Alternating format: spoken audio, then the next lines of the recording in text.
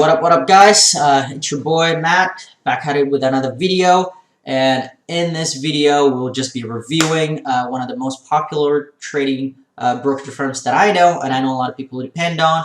It's TradeZero. Alright, here we go. So today we'll just go a little bit in depth and see the pros and cons about TradeZero.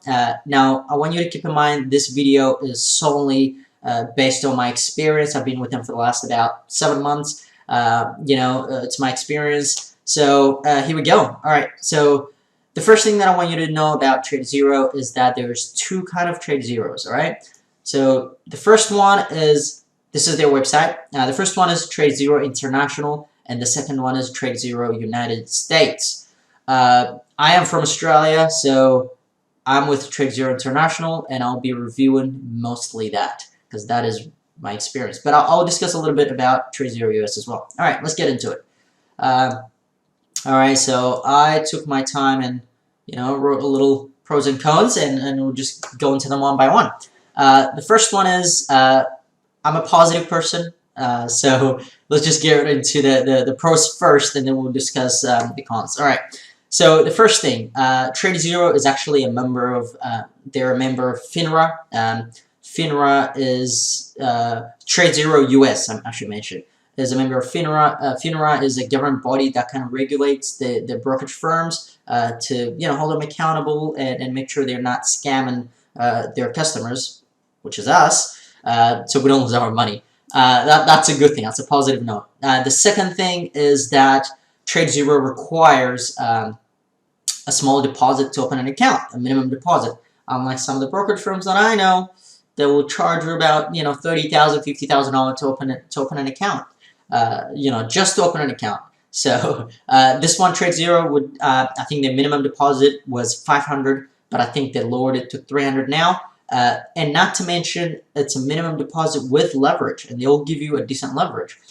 Those accounts that I know, $30,000, $50,000, they will only give you maximum 4-to-1 leverage, whereas TradeZero would give you up to 6-to-1 leverage, and that leverage is divided into 3 separate sections. The first section is if you have anything below $600. It used to be 5, but now they put up 6. $600, then you're trading cash account, which means that you can only execute trades up to 600 bucks. They don't give you any leverage. I know that shit makes me want to cry. The second part is if you have anything between 600 and 2,500, then they will give you 4-to-1 leverage. What that means is that, say you have $1,000 in your account, then you'll be able to execute a trade up to $4,000, which is good, because then you'll be able to trade 2-3 stocks, right? Given you're not going 10,000 shares, and you can't go 10,000 shares. The third and final leverage that they would give you is 6-to-1, and that is for anyone who has 2,500 plus would get up to 6-to-1 leverage, which is freaking amazing, and it's pretty good. Now let's go to the third pros about TradeZero. They have easy short locate. So if you're mainly a short seller and you don't have a lot of money and you can't afford to go with this big brokerage firms like Centerpoint or other great, well, they're amazing. You pay what you get for in this market, right? There are the brokerage firms, then TradeZero is one way to go for. And this is what it looks like, the locate. So you type in, you type in the name of the stock you want to, how many shares, and you click locate, and it will come up here. It will tell you the price. Obviously, it's not market hours right now, so that's why it's rejected. The price, how many shares, and either you accept or reject. That's what a short locate is. Now, let's jump to the next one, the customer service. All right, this is important because if you get stuck in a shitty situation where, something happened, then, you got to get to those customer service agents pretty quick, because then you're just going to be sitting on your hand, right? So the customer service is, for me so far, I have no issue with them. The response time is somewhat okay. It's not as great as, say, Centerpoint, but they're okay for what you're paying for, right?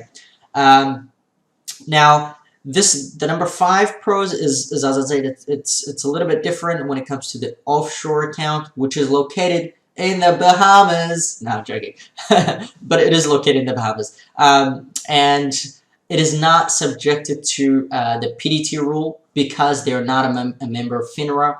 If you're located in if you're a brokerage firm located in the U.S. and a member of FINRA, then par 4210 rule of FINRA, you have to enforce that PDT rule, which is you need to have $5,000 plus to be able to execute 3 trades or more. If you have anything less, then you can only execute 3 trades per every 5 days. Now the number 6 pro is about TradeZero. This one is I mean, it's pretty common, but nevertheless it's a pro. So it's tiered commission system. There's 2 kind of commission systems when you're a trader. The first one is a flat rate commission system, and the second one is a tiered system. Now the flat rate is basically you just pay flat rate. So if you trade 1,000 shares or 10,000 shares, 100 shares, you only pay. Most of the brokerage firm they charge you $4.99, $5. I know some of them charge up to $7 per trade. It's not per share, but per trade.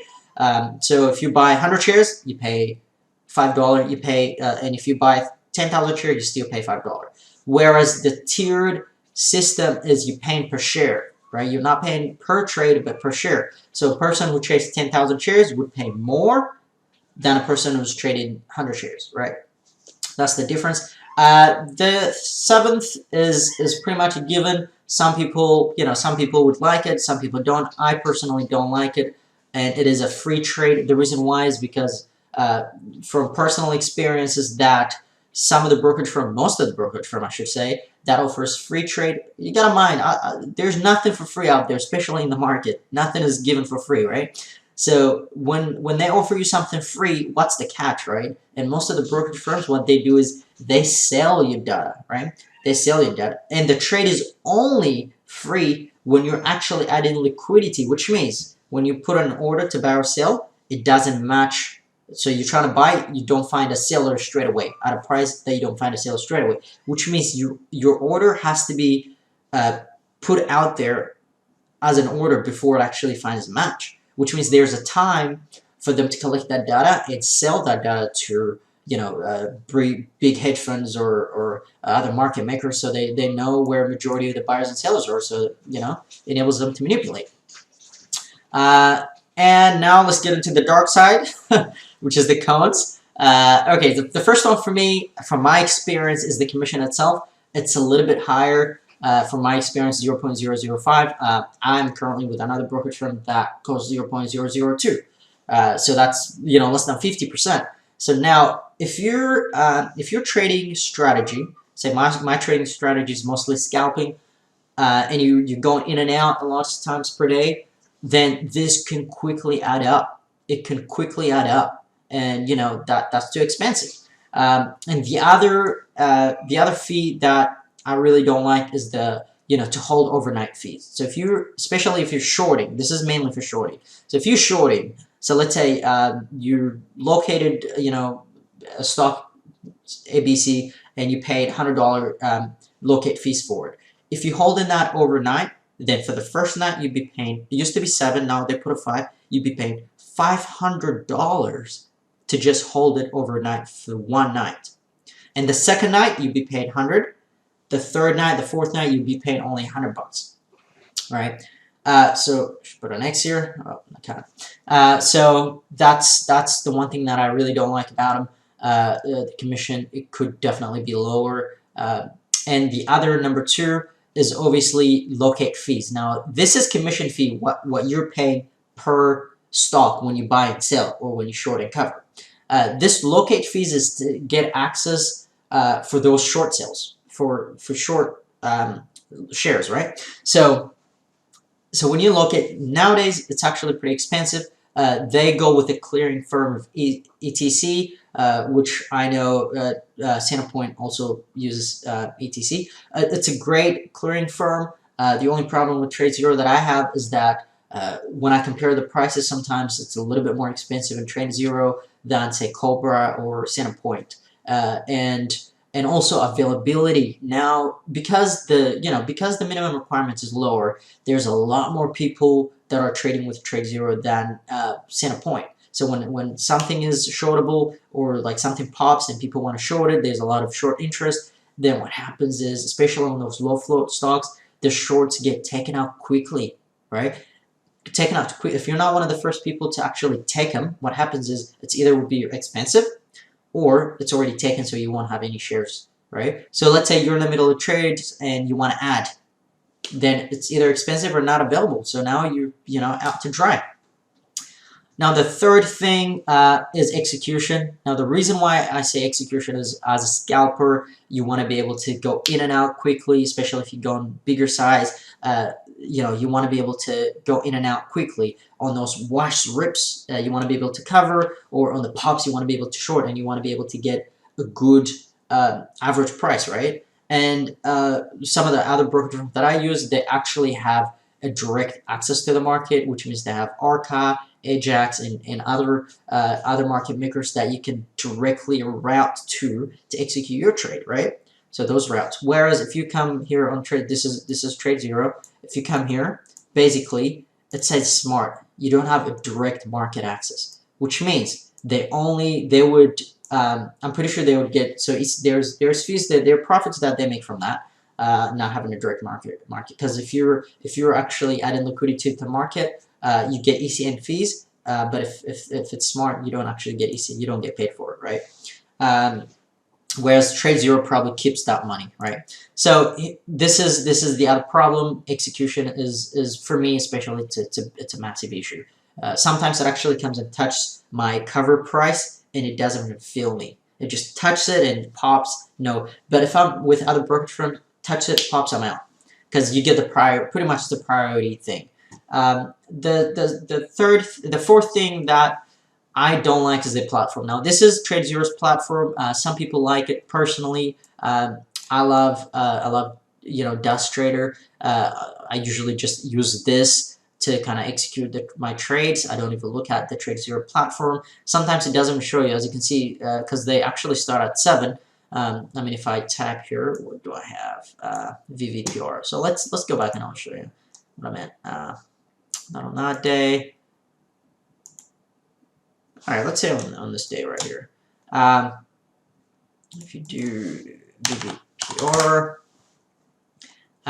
sometimes if you zoom in here, I'm not sure if I can, you won't be able to get here. So their platform actually starts to show you shit around 7, I think 6:37. It doesn't show you anything around 4 o'clock or anything like that. Whereas other brokerage firms, you can actually trade. TradeZero, to start shorting, especially short selling, it's only 7. So before 7 o'clock, you can't even short. So where other brokerage firm like Centerpoint, you can start shorting, longing, whatever locates, you can start at 4. So that's another thing. The platform is not. It's not one of my favorites, to be honest. Some people like it. I personally don't. I just don't like how the charts lay out and stuff like that.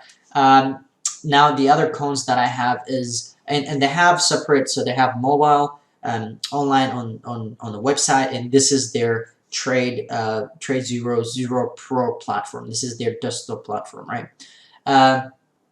So the no direct access to the market, already discussed that. Now their trading hours is if you want to buy, it's good. I think you can start buying around 4 maybe, but for short sale, I know, because you can't locate before 7, and so 7 to 9:30 pretty much pre-market, especially on the short side, and market close at 4. Between 4 and 8 is where post-market trading is. After 8, it actually closes until the next day. Now, personally, I actually started doing a small account challenge, $2,000, as you can see. I'll show you here. Well, I started with $2,000. I've already had 2 trading days with them. Already made, I took out some money, so already made $700 in the last 2 days. I'm challenging myself with the 2,000 to see how much I can grow it, and I'm pretty sure I'll be documenting it on YouTube. And I hope you guys will learn a little bit from my strategy and how I trade as well. So as you can see, the buying power here for 2,700, they give me 6-to-1 leverage, allowance leverage 6-to-1, and they give me 16,000. Now 16,000, if I'm trading 1,000 shares, then I'll possibly be able to execute a lot of trades that are below $20, right? So that's it about TradeZero. If you're have a small amount of money, then it's a great way to go with. I hope you guys enjoyed that video. If you have anything that you want to comment or whatever, just make sure you comment it below. Subscribe, like the video. Thank you. I appreciate it. Peace.